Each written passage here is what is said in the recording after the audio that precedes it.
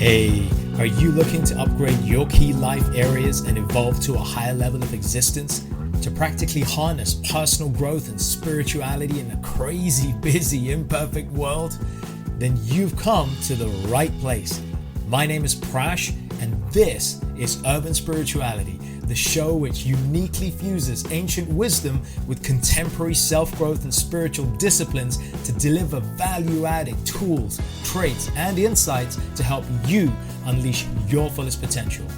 We always keep it real, featuring authentic, unfiltered dialogue with guests from diverse backgrounds to inspire, entertain, and enlighten all who listen. So get ready for your dose of urban spirituality.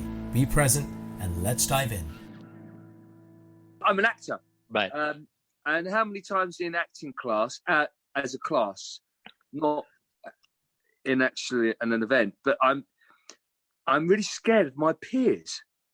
Yeah, and I'm like, I'm going to perform. We've just been given a script, and I'm conscious. I'm not even looking at the words or becoming the character on the page, or I'm worried about how I'm going to look in front of my friends. God, you can't. You're slightly dyslexic. I've got this thing going on. You're not great at reading. You fucked up last week, and like, oh, come on, you've got to. And right. That person was really good. God, and they've just gone before you. Oh my goodness. What chance have you got? Have you been there? I think we've all. Totally, yeah. I think we can all relate to that. I get it a lot in all areas. I get it. Used to get it in my corporate career so many times. I often refer to it as imposter syndrome. In coaching, they often call it to that. And, I know other coaches as well, when we speak, we talk about it. And even coaches have imposter syndrome. So coaches feel that they can't be the coaches that they are. Motivational speakers feel that they can't be on a given stage, let alone ordinary people who aren't coaches and who are just kind of living their life. All of us have that inner critic. That's the point here. And all of us go through a stage of that.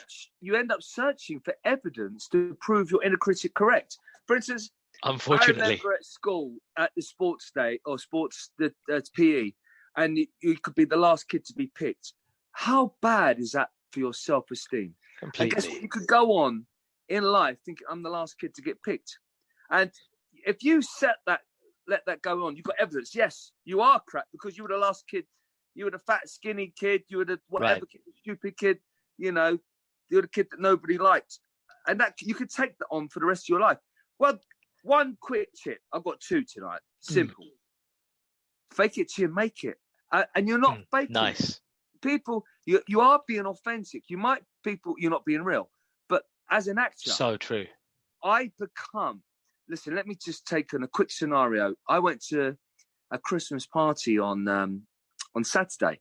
It was actors, and because I'm talking about acting Christmas party, and I was actually scared. Right. Because I respect all these fellow, to me, like studs in the acting world who are my peers, and I want to come across as charming, elegant, sophisticated, someone with gravitas, like, all these different things all at once. And I wasn't relaxed. I'm like, right. Didn't really want to go. But I had to go. No. You've got to go and be seen. Yeah, and I had agents and casting directors there. A little kid, part of those negative inner critic self-talk scenarios in my life all started to come back. Mm-hmm. You're not good enough. To come back. Come on, Reid. What are you talking about? And I poker faced it so many times. I know. But still, even though I've poker faced it and I've still been through very tough physical, emotional, mental tasks, I still felt absolutely. And what I did was, go on. I went. No, go ahead. What did you do? Before I got there, I thought, right, you're nervous. I thought you can always have a drink, but the thing is with a drink, and it does make people more sociable. I wanted to be sharp because as much as a drink is good for nerves, that's courage, and that there is a time and a place for that. I needed to be witty, and that would dull my senses. So I knew I was going to have a drink, but I still needed to be sharp. So I went to the toilet. Yeah. I come in, I said hello. I said, I just really need a wee. I went to the toilet and I sat down on the toilet. go to the toilet, and just got my thoughts together. And I thought, right, Reid, I talk to myself. And it's the one thing that me and Prash teach in our retreats, more than anything. There's one thing you get from this. I was aware of my situation. So because I was aware, I had tools. I went, okay, Reid, you got a lot of tools. You teach this stuff. Right. You live it. I became all these. I went into my special place in my mind, and I took on all these attributes, and I went out to Tony Robbins. He does Wonder Woman. He spins round like Wonder Woman, and he transforms. I actually say, by the power of Grayskull. And it's cheesy. It's love that. Learn a lot from kids. They play. And I came out and I'm like, all right, you can do this. You're He-Man. And I went out there and I had a great night, you know. And I think this is the point that we got to recognize that our inner critic is going to be playing with us all the time, a lot of the time. And a lot of the time, that the strange thing is that inner critic is playing with our mind when we don't even realize it. And so part of the strategy that we want to share here is to become aware of the existence of our inner critic. That's an important strategy. One of the cornerstone approaches of coaching, and this is something not only myself as a transformational coach and speaker, but any coach anywhere in the world will encourage the student or the client to become more aware, whether it's in the area of diet, nutrition, fitness, weight loss, whatever it is.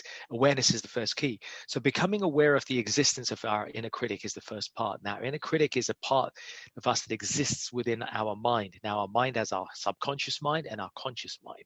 And the inner critic shuttles between the two. Voices rise up from the subconscious where they've been seated for years, where we've been told in the past, like a tape recorder, you're not good enough, you're rubbish, you can't do that, you'll never achieve that, you're weak. And those subconscious voices then rise up to our conscious mind. And of course, now they start to sabotage our progress, like you just described, when they kind of make us feel awkward in those situations, like you're at that party. They make us feel that we can't hang with this group of people here. I'm too small. Right, I can't be in this position. So awareness is a key strategy. Absolutely. Yeah. So a key is learning to become aware that our inner critic exists. And that's the thing. How do we become aware? This is the thing. How do we listen to that voice and realize, hold on a minute, that I don't want to. I'm going to turn the other voice on. The nice Absolutely. Voice. How do you do that? So part of becoming aware is recognizing when that feeling shows up. Usually when that voice comes, there is a feeling associated with it. Sometimes there's a physical emotion associated with it as well. And this is a great clue. The body gives us clues. We just need to tune into those a little bit. So a good way to become aware of it when you're self-managing, which is one of the goals of emotional intelligence, it is to become self-regulated, to emotionally self-manage. One of the clues that we get is look for our body. Look for if we're feeling a little tense. Look for if our posture is changing. Look for an elevation in heart rate. Look for heavy breathing. Start to understand what physical and emotional symptoms are showing up when that inner critic is talking. So then when you're in a situation where you start to feel those physical or emotional symptoms, you know that your inner critic is right there. And you know what I mean? When you have techniques, it's the best thing in the world because, hang on a minute, I'm feeling like this. Do you know what? I know how to deal with that. I've got this technique here. And it's so wonderful, free. It's completely refreshing. Yeah. I've noticed this in my recent life. I've started to become, meditation is one of the best tools to becoming aware because you start to quieten everything. You start to quieten everything. Yeah, and absolutely. You become aware of everything, what's going on in your guts, in your heart. Mm-hmm. Oh, I'm a bit tight here. I'm feeling a bit of indigestion. Exactly. I've become so aware, it now, rather than listening to my mind, which is saying to me, I want to go and eat some bad food, my body is talking to my mind saying, hold on a minute, you know that bad food, you might have a minute of gratification from the sugar endorphins, but it's going to make you feel nasty on the inside. Yeah. Same thing with a drug addiction. You might. I like having a beer once in a while. That's alcohol's one of the biggest drugs going.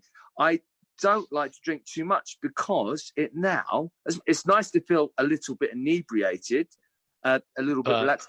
But I now realise that the indigestion I get, that's a big communication. That's awareness. My body's saying, we don't really like this beer. Guess what? You don't want to drink as much beer. You don't want to drink as much beer. So your body is giving you triggers, body gives you feedback. And again, that's the same thing with any situation. The art here is we got to learn when to listen to our body or our mind's feedback and heed it versus ignore it. And usually when our inner critic is playing its voice, and when our inner critic is talking to us, usually it's trying to get us to heed the inner critic rather than ignore the inner critic.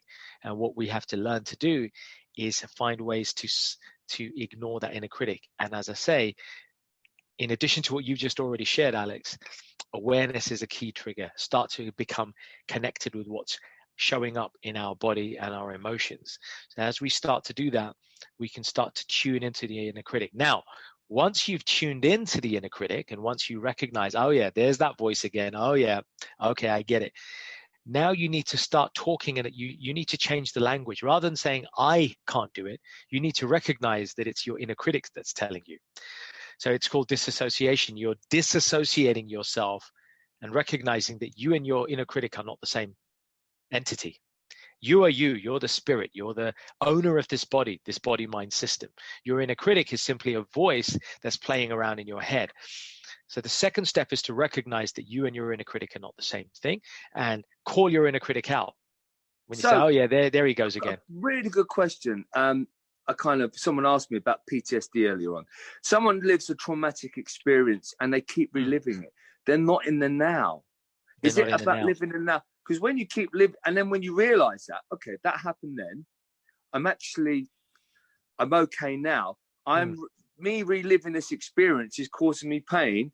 Once you understand that, but how do you stop yourself from reliving the traumatic experience? It's again about being self-aware. But I think it is very much about that. How would you explain that? As a question that people who suffer from PTSD have asked me. When we're dealing with traumatic experiences and we're talking about PTSD, we're stepping into the territory of impressions, vasanas, old patterns that have become embedded. So the trauma results in feelings that are then converted to memories or impressions that become lodged within the subconscious.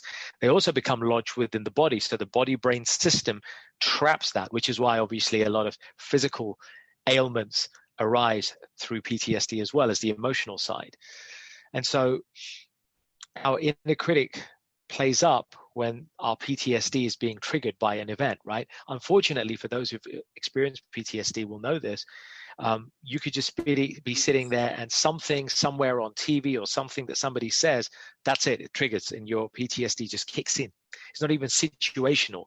It's driven by a little trigger, the seemingly smallest trigger. But Alex, I would say, and I would say the same thing applies here. It's becoming aware that it's rising.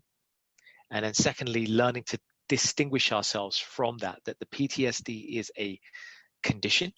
We are not that condition. The condition is acting upon us, but we are not that condition. The moment we recognize that, we're able to start to buy out of the pain that condition is trying to enforce upon us. I've got a great method here which I use, and I'm really thank you for sharing that. You're welcome. PTSD, traumatic experiences, they cause literally, although they're in the mind, they become physical. They manifest physically. They raise our heartbeat, our blood pressure. They basically kill us quicker. They can cause so many diseases. Guess what? It's a condition. It's a condition. Well, we have a spirit, we have a mind. Why don't we can create a different condition? Why don't we use the imagination that kids have?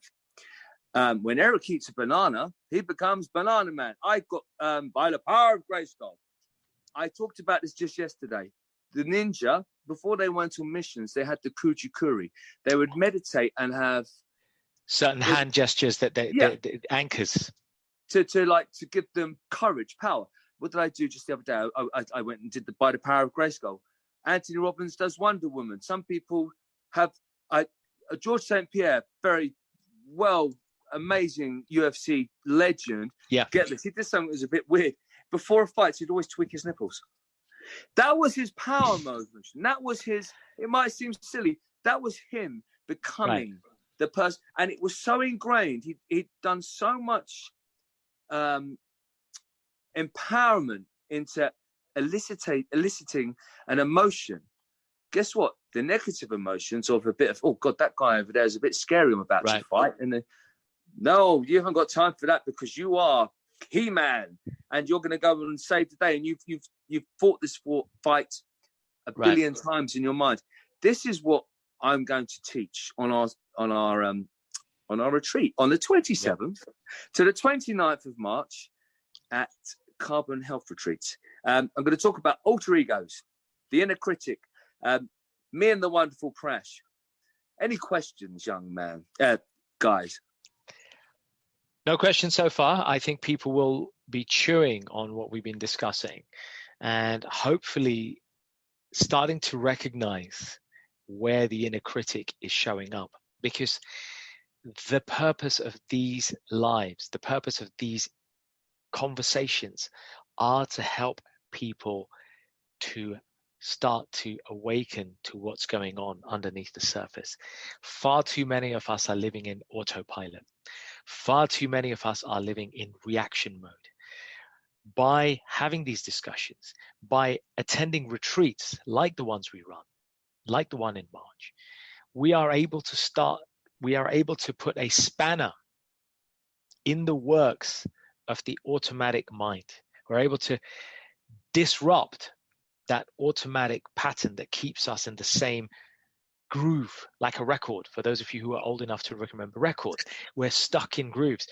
Unfortunately, and I'm going to get philosophical for a minute, it is urban spirituality. We like philosophy. Unfortunately, many of us don't even feel that there is anything wrong. There's the trick. We don't even recognize that there's stuff that isn't right in our life because we're so used to masking it with stuff to give us temporary shots of happiness that we're forgetting that actually there's something wrong underneath the surface. Hell, people have gone years in their life without recognizing this. Marriages have been disrupted. Lives have been tarnished. Careers have been destroyed. So much harm has happened because people have lived there years and years without recognizing that there's actually something underlying that's not right. And invariably, that's where the inner critic is lying. Hey folks, thanks so much for listening. I really hope you enjoyed this episode, and as with all our episodes, found something to inform, inspire, and empower you in your personal and spiritual journeys in life. As always, feel free to leave a little love through your ratings and comments, subscribe, and share it with those you care about. And take your personal and spiritual evolution to the next level by joining us on one of our unique events, workshops, or retreats, or taking advantage of our personal and professional coaching packages. Find out more about us at mantratherapy.co.uk. I'm your host, Prash K. This is Urban Spirituality, and we will catch you on the next episode.